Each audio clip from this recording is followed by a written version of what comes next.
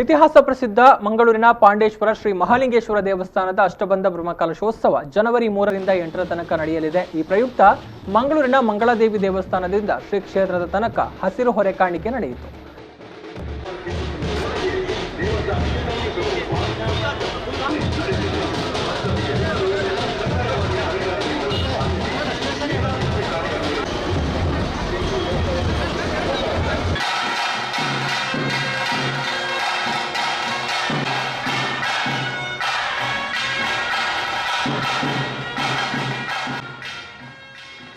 ಇನ್ನು ಮೆರವಣಿಗೆಗೆ ಶಾಸಕ ಡಿ ವೇದವ್ಯಾಸ್ ಕಾಮತ್ ಅವರು ಚಾಲನೆ ನೀಡಿದರು. ಈ ವೇಳೆ ಮಾತನಾಡಿದ ಅವರು ಮುಂದಿನ ದಿನಗಳಲ್ಲಿ ಶ್ರೀ ಕ್ಷೇತ್ರದಲ್ಲಿ ನಡೆಯುವಂತಹ ಕಾರ್ಯಕ್ರಮಗಳು ಯಶಸ್ವಿಯಾಗಿ ನಡೆಯಲಿ ಅಂತ ಹಾರೈಸಿದರು.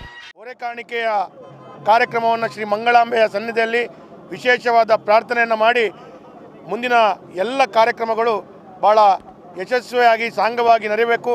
ಅದರ ಮುಖಾಂತರ ಈ ಲೋಕ ಕಲ್ಯಾಣಕ್ಕಾಗಿ ಮಂಗಳೂರಿನ ಇಡೀ ಕರಾವಳಿಯ ಭಾಗದ ಜನರು ಭಾಳ ಯಶಸ್ವಿಯಾಗಿ ಕೊರೋನಾ ಮುಕ್ತವಾಗಿ ಎಲ್ಲ ಜನರು ಅನನ್ಯ ರೀತಿಯಲ್ಲಿ ಐಕ್ಯಮತ್ಯದಲ್ಲಿ ಎಲ್ಲರೂ ಸೇರಿಕೊಂಡು ಈ ಮಂಗಳೂರಿನ ಪಾಂಡೇಶ್ವರದ ಮಹಾಲಿಂಗೇಶ್ವರನ ಸೇವೆಯನ್ನು ಮಾಡಬೇಕು.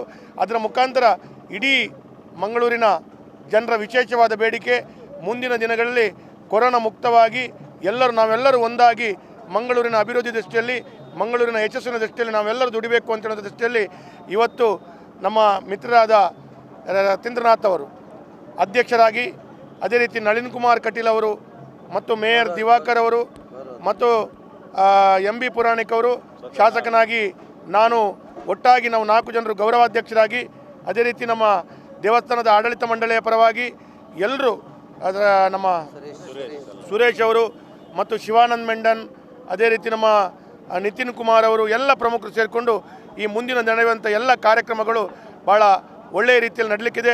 ಮಂಗಳೂರಿನ ಜನತೆಯೊಂದಿಗೆ ಒಂದು ಶಾಸಕನಾಗಿ ನಾನು ಬೇಡಿಕೆಯನ್ನು ಕೊಡುವಂಥದ್ದು, ಈ ಕಾರ್ಯಕ್ರಮದಲ್ಲಿ ತಾವೆಲ್ಲರೂ ಭಾಗವಹಿಸಿ ತನು ಮನಧನದೊಂದಿಗೆ ಈ ಕಾರ್ಯಕ್ರಮವನ್ನು ಯಶಸ್ವಿ ಮಾಡುವಂಥ ದೃಷ್ಟಿಯಲ್ಲಿ ತಮ್ಮೆಲ್ಲರ ಸಹಕಾರವನ್ನು ಕೊಡ್ತೀನಿ. ಈ ವೇಳೆ ಪಾಲಿಕೆ ಮೇಯರ್ ದಿವಾಕರ ಪಾಂಡೇಶ್ವರ್, ಬ್ರಹ್ಮಕಲಶೋತ್ಸವ ಸಮಿತಿ ಅಧ್ಯಕ್ಷ ರತೀಂದ್ರನಾಥ್, ವ್ಯವಸ್ಥಾಪನಾ ಸಮಿತಿ ಅಧ್ಯಕ್ಷ ಸುರೇಶ್ ತಲಾವಿಕ, ದೇವಸ್ಥಾನದ ಕಾರ್ಯನಿರ್ವಹಣಾಧಿಕಾರಿ ಲತಾ ಎಂಎಚ್, ವ್ಯವಸ್ಥಾಪನಾ ಸದಸ್ಯರಾದ ವಿನೋದ್ ಕುಮಾರ್, ಸುಜಾತಾ ಅಹಲ್ಯ, ಮಹೇಶ್ ರಾವ್ ಮತ್ತಿತರರು ಉಪಸ್ಥಿತರಿದ್ದರು.